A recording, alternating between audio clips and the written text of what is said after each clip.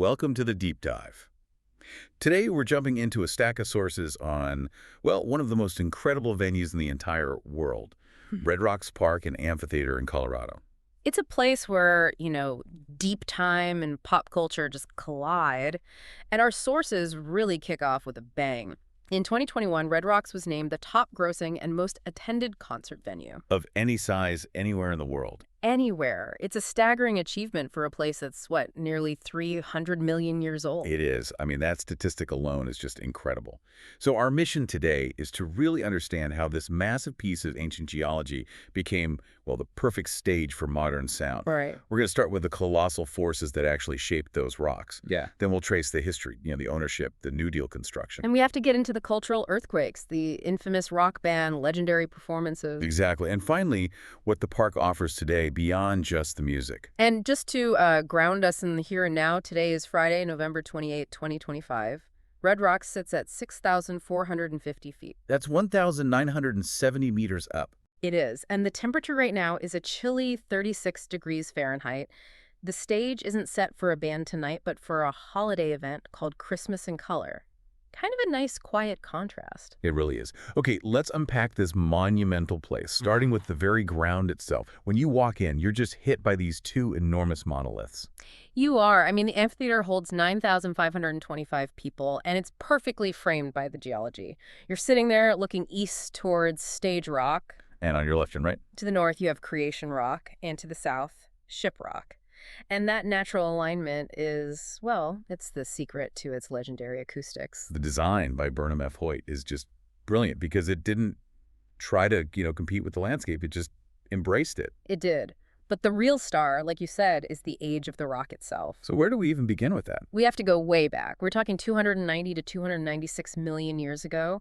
The red sandstone you see is from what geologists call the Fountain Formation. It was all sediment washing down from the ancestral Rockies. And that reddish color, it's so iconic. What actually causes that? It's actually pretty simple. It's just iron minerals that oxidized over time. The rocks basically rusted. Huh, they rusted. Yeah. But the really dramatic part is how these flat layers of rock ended up tilted almost straight up. Right, that doesn't just happen. That sounds like a serious geological event. Oh, it was a monumental event. It's called the Laramide orogeny. Essentially, you had tectonic plates colliding, pushing up the Earth's crust. Not overnight, I'm guessing. No, over tens of millions of years. But it lifted these ancient layers of sandstone and tilted them aggressively right into the position you see today.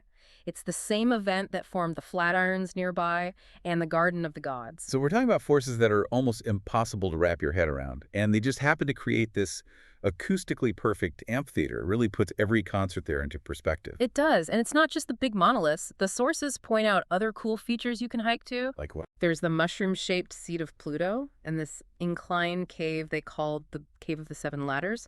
It's a reminder that it's a huge 659-acre park first. The venue is just one part of it. And what's so fascinating is how early people recognized this was a special place. The structure itself, the amphitheater, was chosen by the American Institute of Architects back in 1957. For their centennial exhibition, yeah, as Colorado's entry. It was this huge architectural endorsement, this idea of integrating with nature instead of dominating it. It's just a perfect example of design being subservient to the geology. So when does the human history start to catch up? That takes us right to our next section. Long before any settlers or rock bands, this was a favored campsite for the Ute tribe. Those massive walls offered perfect natural cover. And then Europeans show up. Right. The first documented sighting was by an army expedition in 1820. After that, settlers start arriving, and the place goes through this rapid series of name changes. Trying to capture the grandeur of it, I imagine. Exactly. It was apparently first called the Garden of the Angels around 1870. And then it was bought in 1872 by a man named Marion Burtz, who sold it to Leonard Eichholz. Now, he was the one who first started developing it as a public space, right? He was. He was a civil engineer, and around 1878, he started putting in early roads, trails, picnic grounds, even steps and ladders to make it accessible. He saw the vision. But then came the really critical phase with John Brisben Walker. Ah, yes, Walker. He bought it in 1906.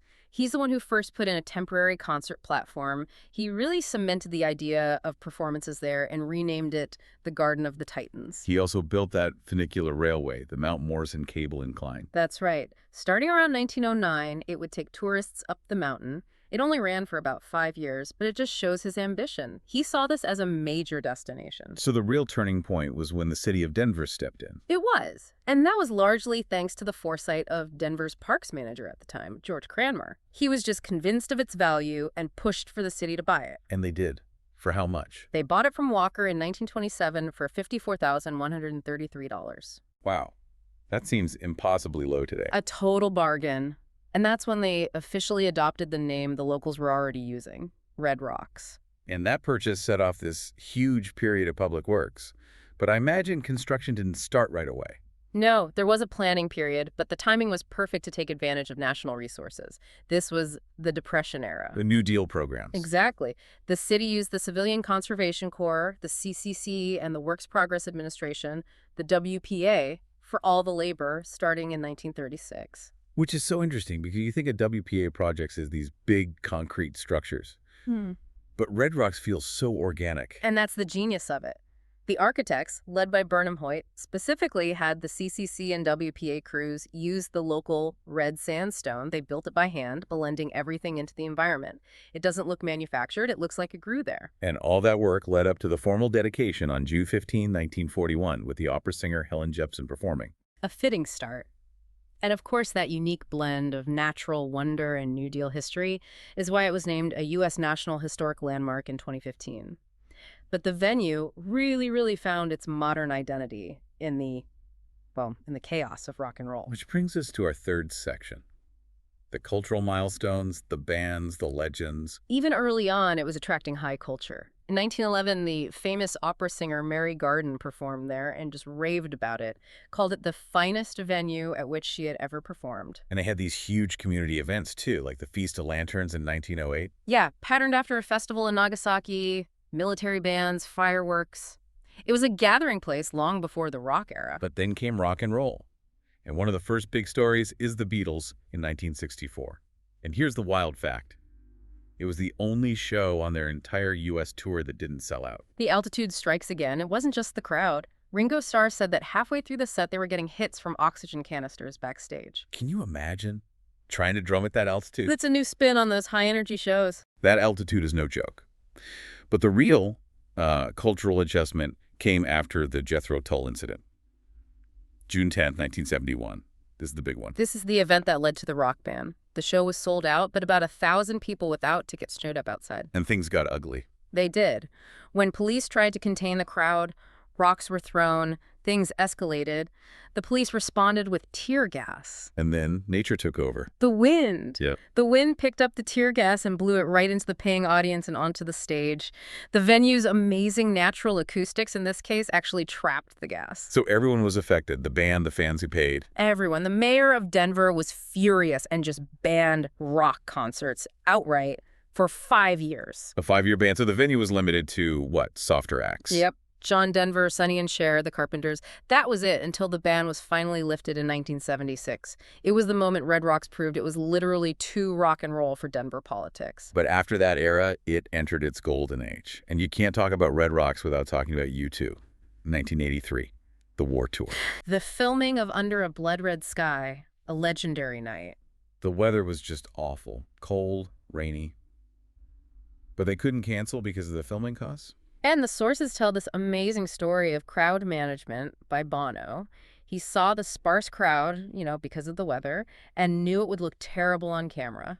So what did he do? He got on the mic and personally told everyone to forget their seats, move down to the front, and pack in tight to make the venue look full for the cameras. Imagine being there, freezing, wet, and then Bono tells you to rush the stage.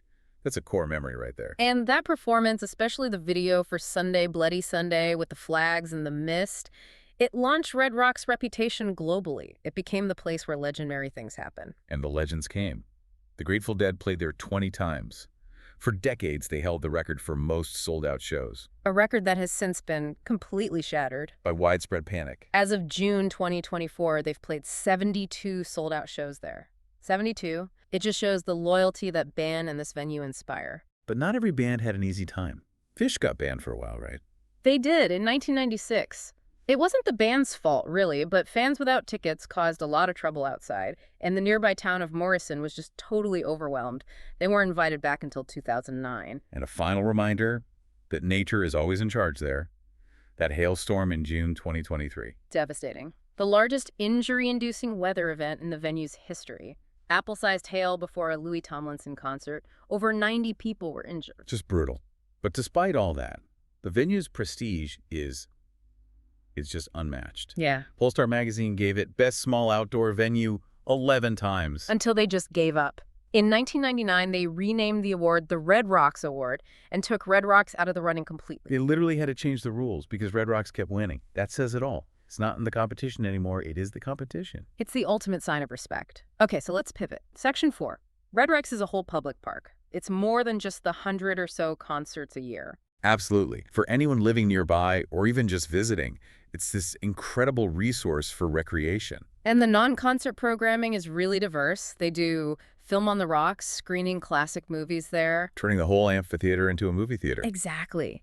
And they have yoga on the rock. I mean, can you imagine doing Downward Dog on the steps where U2 played with the sun rising over those monoliths? That sounds transcendent. Yeah. A totally different energy than a rock show. Yeah. They also have something called Snow Shape Fitness. Yeah, it's a conditioning series for skiers and snowboarders getting ready for the winter season. Super smart use of the space. And I love the idea of the trail mix sessions. Me too. They have artists like Charles Wesley Godwin did one recently performing right on the trails. It's a completely different way to experience music in that landscape. And for anyone who just wants to visit and explore, there are several dedicated hiking trails. There are. The Funicular Trail, which follows the path of that old railway we talked about. There's also the Geologic Overlook Trail, Mount Vernon Creek Trail, and the main Red Rocks and Trading Post trails. It really is a hiker's paradise. Okay, a few final practical nuggets. If you're visiting, the Shiprock Grill on site has a great menu and, obviously, incredible views. And for anyone into the local music history, the Colorado Music Hall of Fame is right there in the Trading Post building. We should also mention, for anyone planning a visit soon, there's some construction going on. The East Stairs entrance is closed. Right, and part of Trading Post Road. But the North Gate and the South Ramp entrances are still open, so you can get in just fine. And looking ahead, the 2026 season is already stacking up. It is. It's super diverse. You've got Ice Cube for the annual 420 on the Rock show, Michael Franti and Spearhead, Weird Al Yankovic. Rod Stewart added a second show because of demand. And Mint Joy. So really, something for every taste. So if we pull all of this together, Red Rocks really isn't just a venue. It's this place where a dramatic geological accident, this tilting of the Earth millions of years ago, just happened to create the perfect space for humans. It's where New Deal politics, cultural rebellion like the Jethro Tull Band, and the global reach of a U2 concert film all collided. It's a place where ancient geology hosts the biggest names in music for 9,525 people night after night. An incredible legacy. It really is. So here's a final thought for you to consider. We think about this venue's legacy being built on these massive, loud rock spectacles, but it's also quietly defined by another annual tradition. The Easter sunrise service. Exactly, that non-denominational service held every year at dawn. Think about that contrast. The chaos of rock and roll giving way to this quiet spiritual moment, all in the exact same spot. It really captures the soul of the place.